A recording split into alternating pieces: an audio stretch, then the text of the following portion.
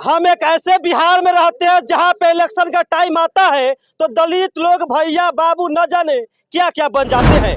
अच्छा मंजर साहब, आप यहाँ आके क्या किए हैं? परिवार वालों के कुछ आर्थिक मदद किए हैं कि सिर्फ आप भी वोट बैंक के लिए आए? ये बच्चा का सबसे बड़ा दुर्भाग्य बात यह है कि वो मंत्री के निरीक्षण में रहते हुए बच्चा मर गया है। देखिए सर, ये दलित लोग हैं और दलितों की बस्ती में नेताजी लोग आके डंके की चोट पे कहा करते हैं हम दलितों का नेता है। हम एक ऐसे बिहार में रहते हैं जहां पे इलेक्शन का टाइम आता है तो दलित लोग भैया बाबू न जाने क्या क्या बन जाते हैं। लेकिन आज मैं फिर से एक ऐसी घटना बताऊंगा जिसका न्यूज आज से 4-5 दिन पहले आप सभी बीच परोसा था।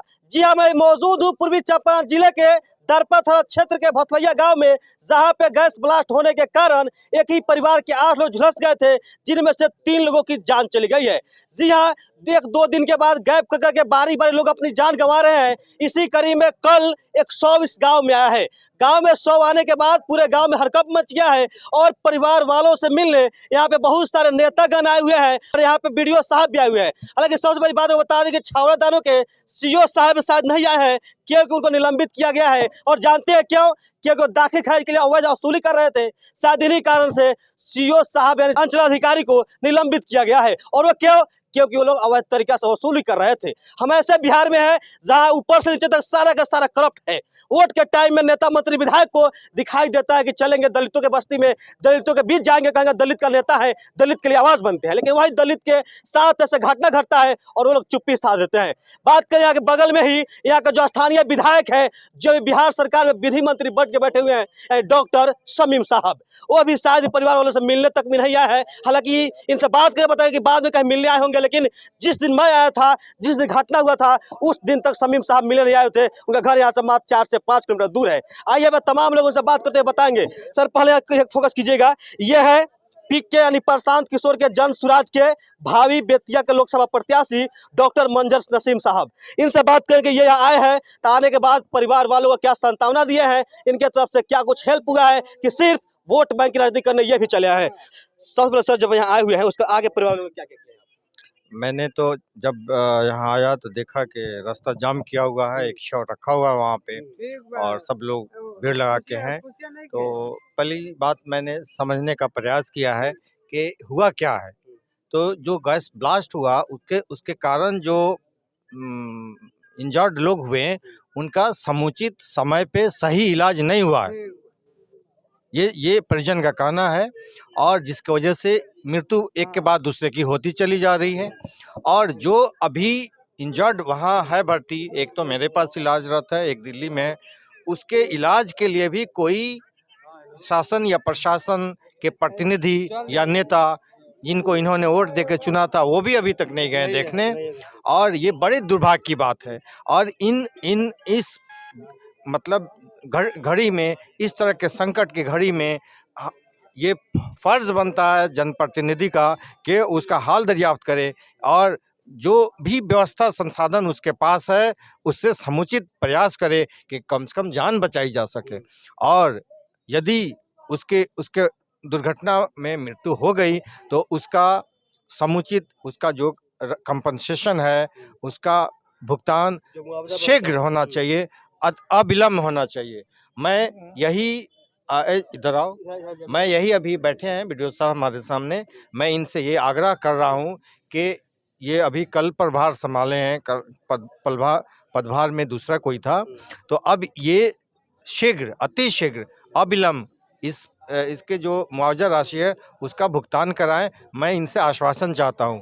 और मैं ये भी चाहता, आश्वासन की काम होना भी चाहिए। नहीं, आश्वासन एक जबान होता है, अगर वो जबान दे देते हैं तो फिर उनकी ये जिम्मेदारी हो जाएगी कि वो तुरंत उसका भुगतान कराएं। अच्छा मंजर साहब, आप यहाँ आके क्या किए हैं? परिवार वालों के कुछ आर्थिक मदद किए हैं कि सिर्फ आप भी वोट बैंक के लिए आए? ये बताइए हमको। जो व्यक्ति पीड़ित मेरे यहाँ इलाज में है उसका इलाज मैं कर रहा हूँ। आप इलाज कर रहे हैं? मैं इलाज कर रहा हूँ अपने हॉस्पिटल में। कहीं से कुछ अगर चंदा आता है तो आता है, नहीं तो पूरा जिम्मेदारी मेरी है कि मैं उसको इलाज करूं। अंतिम जितना मेरा सामर्थ्य है उस उस हिसाब से मैं उसका इलाज करूंगा। चलिए, चंपारण की धरती पे ये पहला नेताजी है जिनका मंजर हॉस्पिटल चलता है। सबसे बड़ी बात इन्होंने ये कहा कि इनके हॉस्पिटल में इनके परिजन का इलाज चल रहा है। लेकिन सबसे बड़ी बात सुन लीजिए, इस एरिया का जो अभी विधायक है वो अभी बिहार सरकार में मंत्री जी बन के बैठे हुए हैं और वो भी शायद पेशे से डॉक्टर है, लेकिन वो इनकी जान नहीं बचा पाते। क्या करें भैया, बहुत बोल रहे हैं। उस बच्चा का सबसे बड़ा दुर्भाग्य बात यह है कि वो मंत्री के निरीक्षण में रहते हुए बच्चा मर गया है। मतलब वहाँ मंत्री साहब गए थे पटना घूम, उससे बच्चा से भेंट किए थे, उसके निरीक्षण में वो मर गया है बच्चा। वो डेथ मतलब वहाँ पे भेंट करने का वहाँ परिजन है, मंत्री साहब पूछे गए थे कि नहीं मंत्री साहब, और चाह देते तो बच्चा नहीं मरता, पैसा का भाव के लिए बच्चा मरा है, और चाह देते बच्चा नहीं मरता। उसी के मतलब सबसे दुर्भाग्य बच्चा उस सबका अच्छी है यही कि बस क्या चाहते हो, क्या चाहते कि नहीं मरता बच्चा, वो चाहते कि आईसीयू में रखवाते, वो पूरा सब अपन संपूर्ण मतलब अच्छा से मतलब सपोर्ट करते वो, तो वो आराम से बच्चा बच सकता था। पैसा की वजह से वो बच्चा नहीं बचा है। और सबसे बड़ी बात कहीं ना कहीं मंत्री जी सिर्फ बच्चा मर गया। मंत्री जाकर देखा, वो अभी बिहार का मंत्री है, विधायक नहीं है। मंत्री के अभाव में मंत्री के निरीक्षण में बच्चा मरा है। सबसे बड़ी बात ये है।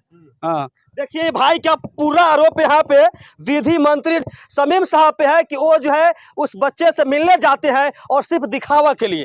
कहीं ना कहीं उनका भी मानसिकता होगा कि राजनीतिक रोटियां सेक ले, क्योंकि दलित का बच्चा यहाँ पे जूझ रहा है, जिंदगी मौत के बीच लड़ाई लड़ रहा है। शायद यहाँ आएंगे तो लगे कि हमारे शमीम साहब मिलने आए हैं। ये भाई का पूरा साफ तौर पर आरोप यही है कि जब वो मिलने आए थे और उस बच्चा को ICU में भर्ती कराए थे तो शायद से उसकी जान नहीं जा पाती। यहाँ पे एक भाई है जो काम क्रिया लिए हुए हैं। क्या नाम है भैया आपका? मुन्ना कुमार। मुन्ना कुमार जी। कैसे सब हो रहा है आपके घर में?